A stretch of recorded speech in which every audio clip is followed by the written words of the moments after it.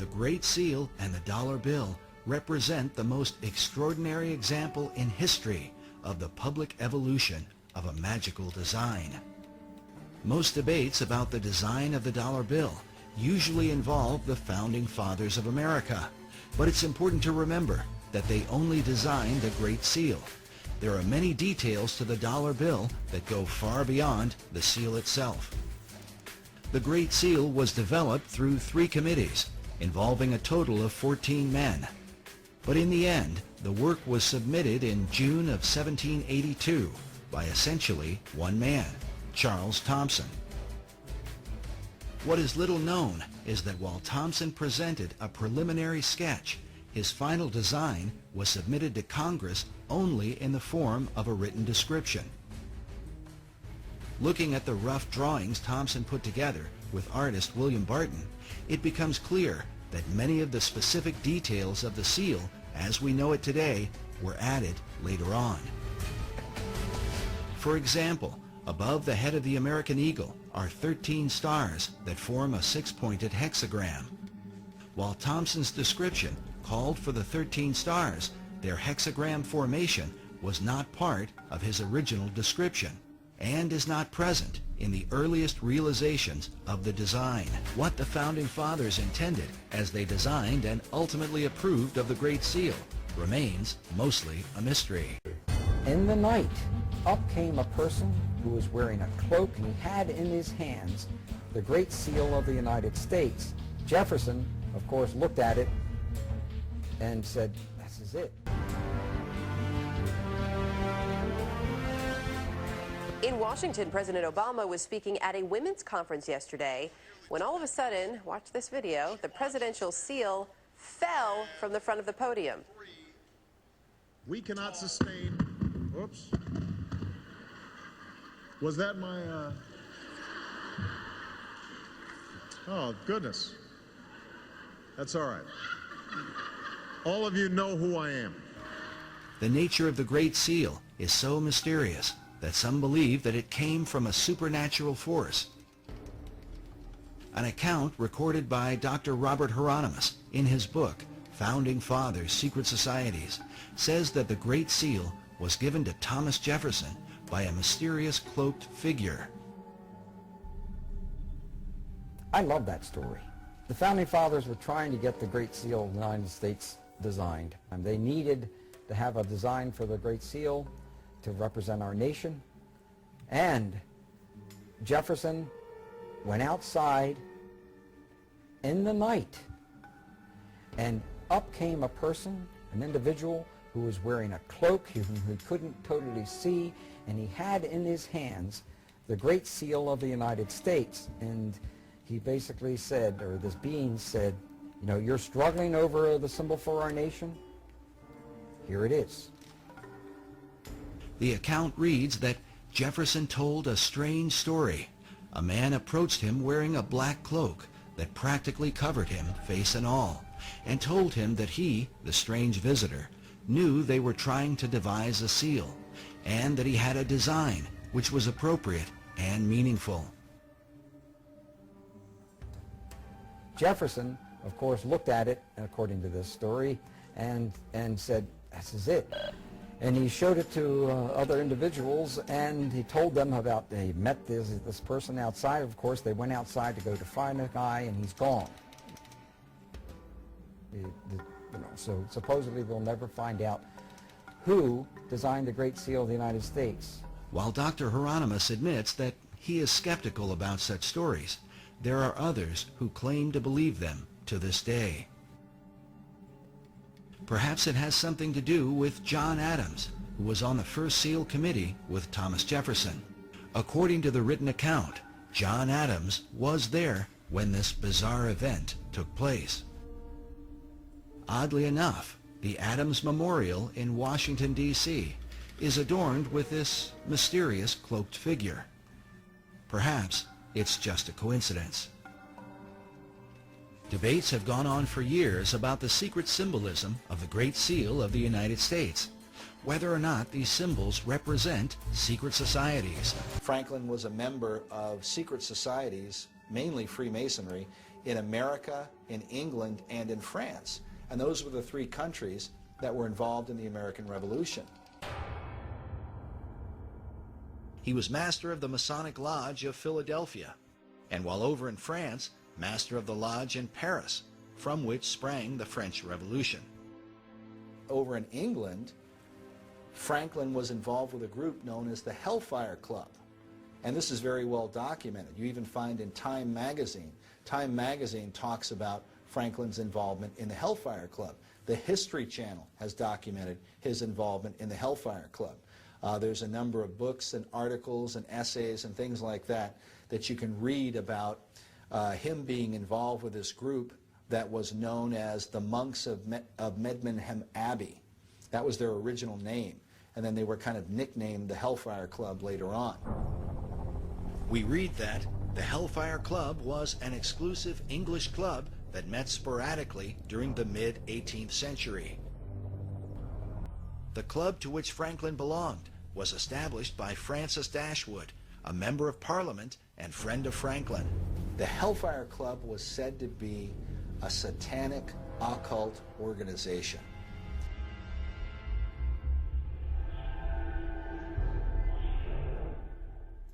It's the largest and possibly most mysterious medieval manuscript ever found. A Bible, an encyclopedia of history, magic and medicine, all rolled into one. It is absolutely mad. It is loony. There are no other manuscripts like it. And according to legend, the product of a pact with the devil. Shrouded in superstition, this infamous tome dubbed Devil's Bible. Its infernal illustrations and supernatural spells are said to have been produced by just one monk in just one night after he sold his soul to Satan. Thought to be almost 800 years old, the Devil's Bible has been subject to high-tech scientific scrutiny. Now the results of this intriguing investigation are revealed, with shocking evidence that the diabolical tale behind the Devil's Bible is, in part, true.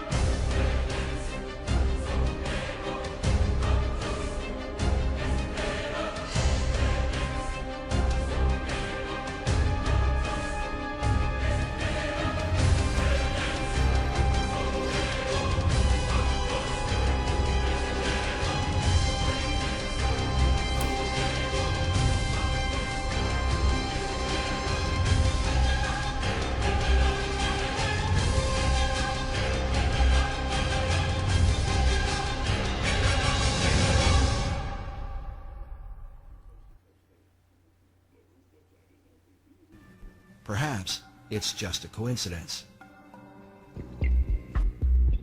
The Codex Gigas, Latin for Big Book, the largest medieval manuscript in existence. Once considered the eighth wonder of the world, it's almost a meter long and weighs around the same as an average adult.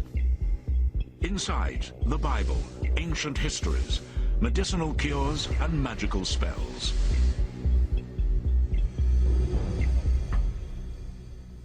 It contains a combination of text that exists nowhere else. It is a most peculiar, strange, haunting, fascinating, large, bizarre, inexplicable object. But the book is far more. The Codex wields an almost supernatural allure, coveted by the powerful. Stolen as a spoil of war, secreted away by a holy Roman emperor. Throughout its history, the codex has inspired fear and an obsession to possess it. On the trail of an ancient artifact that is said to have been in the possession of the most powerful rulers in history, and somehow directly influenced the design of the dollar bill. As incredible as it seems, it's believed this mysterious object could mark the beginning of Armageddon. Perhaps it's just a coincidence.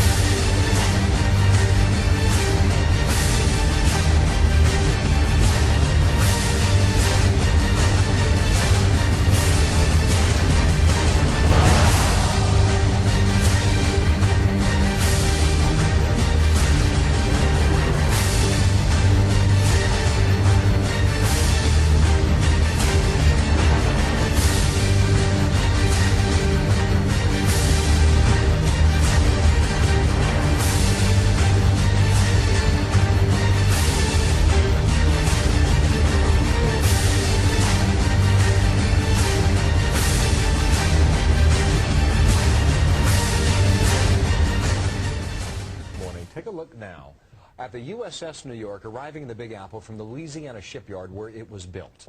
The newest warship is comprised of steel, tons and tons of steel. Salvaged from the World Trade Center, and Ground Zero. And Laura Ingalls live at Pier 88 in Manhattan with more. Laura, good morning to you. Reading through this and saw it over the weekend, some of the interesting facts about this ship and what's on board.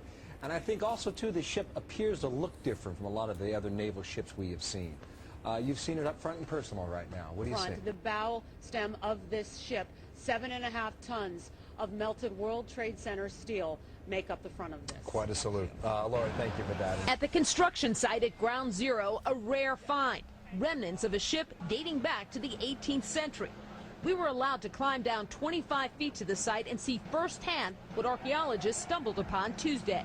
2 curved timbers that were pulled up by a backhoe, and immediately thought that looks like a ship timber. So we stopped the backhoe and started excavating with shovels and uncovered a portion of this hull, and since then have uncovered the rest that you see. And what we can see is believed to be half of a ship. Marine historian Norman Brower was brought in to take a look. It appears to be an ocean-going vessel, and probably at sometime in the 1700s. It's heavily built, very solid frames close together. One mystery, this circular structure that Brower says may have been used as a fireplace. An anchor was also recovered.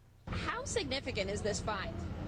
I mean, I think it remains to be seen, what this ship really is, but it's pretty significant. I think it's pretty exciting. There haven't been that many ships found in Manhattan. Perhaps it's just a coincidence.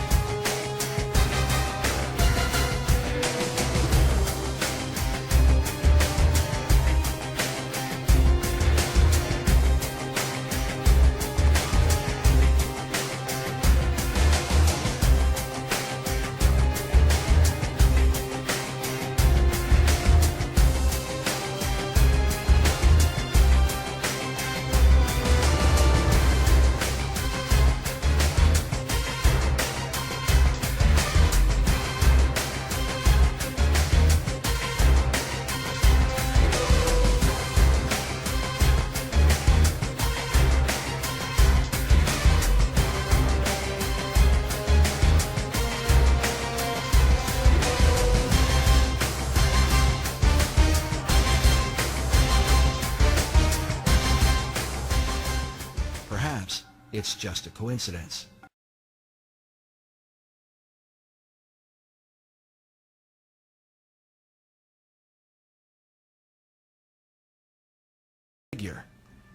Perhaps it's just a coincidence.